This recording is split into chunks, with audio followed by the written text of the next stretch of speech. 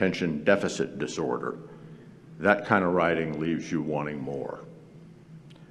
But both those paragraphs also reflect the second element of Joe's unmatched career. They describe wild and desolate places that could intimidate lesser mortals. Not Joe. I will not say he's fearless, because no one lives without fear.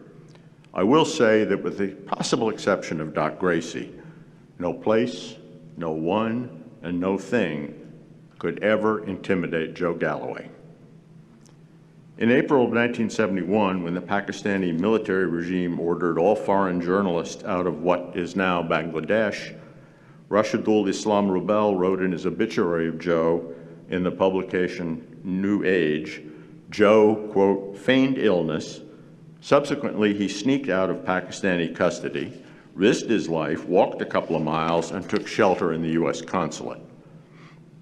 And try though he did, Donald Rumsfeld could not intimidate Joe either.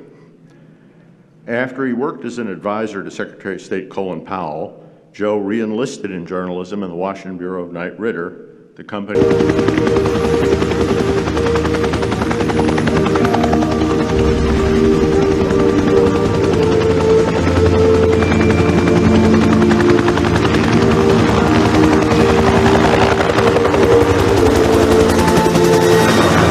I don't know if there's anybody here today who doesn't thrill to the sound of those blades.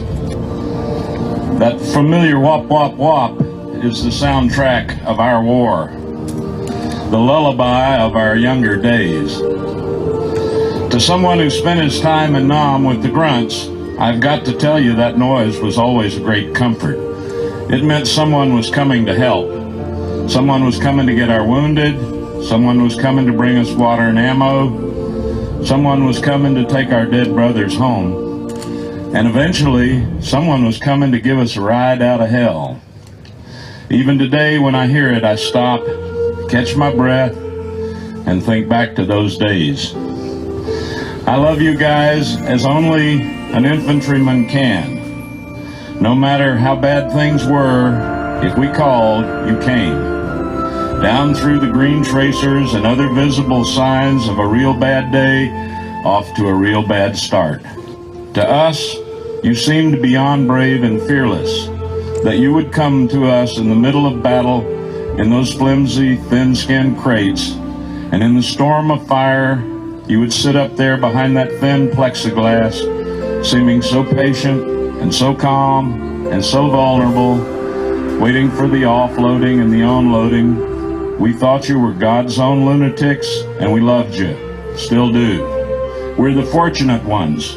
We survived when so many better men gave up their precious lives for us.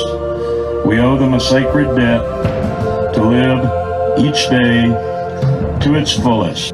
What they're saying when you listen hard enough is this: we're at peace, and so should you be, and so should you be.